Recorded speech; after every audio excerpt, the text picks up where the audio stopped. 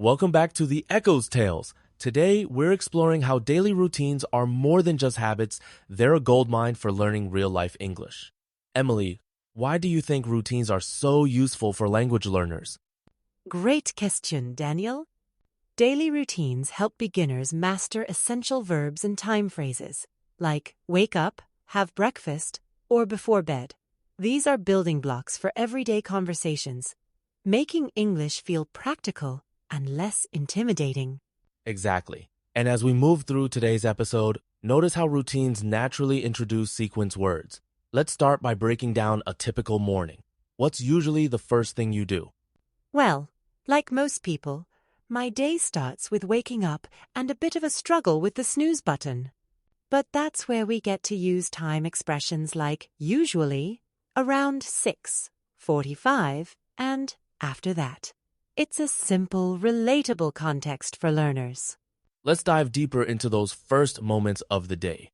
Morning routines are packed with common verbs. What phrases would you highlight for learners? Emily? I'd focus on verbs like wake up, brush my teeth, wash my face, and make coffee. Each action is a chance to practice using the present simple tense, which is perfect for describing habits. Absolutely. Analogous to setting a foundation for your day, mastering these verbs sets a foundation for communicating about your life. How about time markers do they fit in? Time expressions like every morning, around 7:00 a.m., or before breakfast help sequence events. They're like signposts guiding listeners through the story of your day. Moving from vocabulary to culture, breakfast routines can vary widely. I'm more of a tea person, while coffee is your go-to. How does this reflect broader cultural habits? Absolutely. In the US, coffee is almost a morning ritual, but in places like the UK or China, tea dominates. Discussing preferred drinks gives learners a chance to personalize their routine and notice cultural differences. Plus, talking about breakfast foods introduces more useful nouns like yogurt, granola, or toast. It's a perfect way to expand vocabulary naturally. Exactly. And learners can compare their own routines, which makes language practice more relevant and memorable. Let's shift to how we connect events in our routines. Words like after that, then, and next are crucial for telling a clear story. Why are they so important, Emily?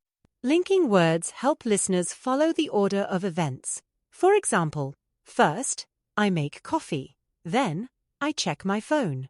This structure mirrors how we think and speak about time. It's similar to following a recipe-on step logically leads to the next. And for language learners, mastering these connectors makes their speaking and writing much smoother. Right, and studies show that using sequence words improves comprehension by up to 30% in language tests. They're small but mighty tools. Now, let's talk about getting to work. For many, commuting is a big part of the day. What language can learners use to describe their commute? Phrases like, I drive to work, it takes about 30 minutes, or my commute is just 5 steps are great. They introduce verbs like drive, walk, or take the bus, and time expressions. And it's a good opportunity to compare routines. Some people face long traffic jams, others work from home. Hypothetically, if someone biked or took the subway, how would they describe that? They might say, I ride my bike to the station, or I catch the 8:15 train. Each mode of transport adds new vocabulary and context. Once you arrive at work, the vocabulary shifts to professional tasks. What are some typical verbs and phrases people use to describe their workday? Common ones include check emails, attend meetings, write reports, or edit content. These are highly transferable, regardless of the job. Let's not forget time management phrases like take a lunch break at 12:30 or finish work around 5:00. They help learners anchor their descriptions in real time. Yes, and discussing work routines also lets learners practice talking about responsibilities, challenges, and even preferences, which leads to richer conversations.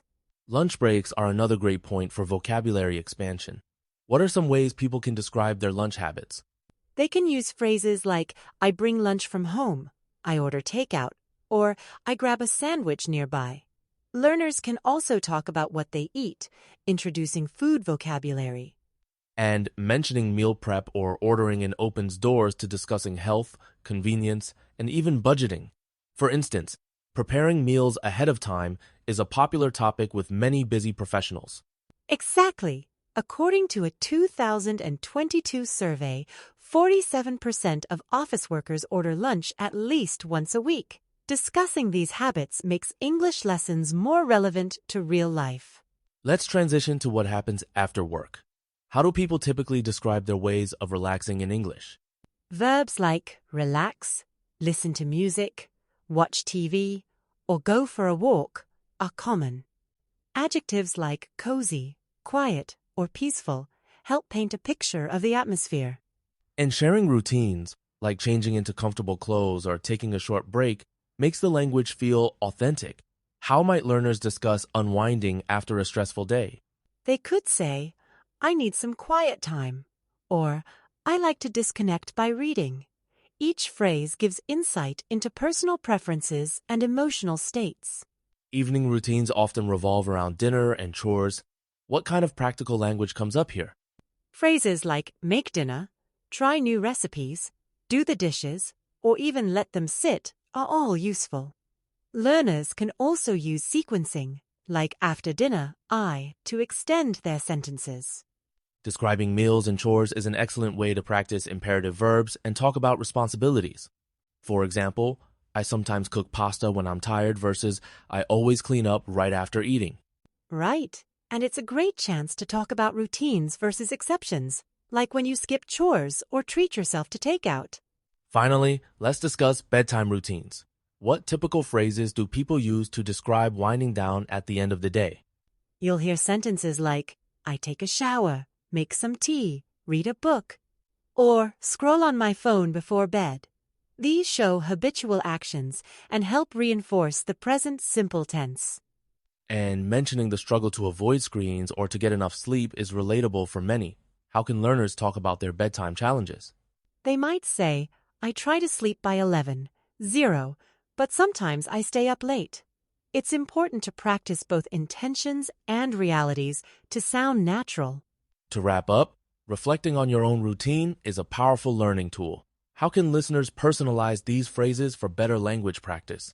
Listeners can start by writing or talking about their own routines, swapping details like times, activities, or preferences. For example, I usually run in the mornings instead of having coffee.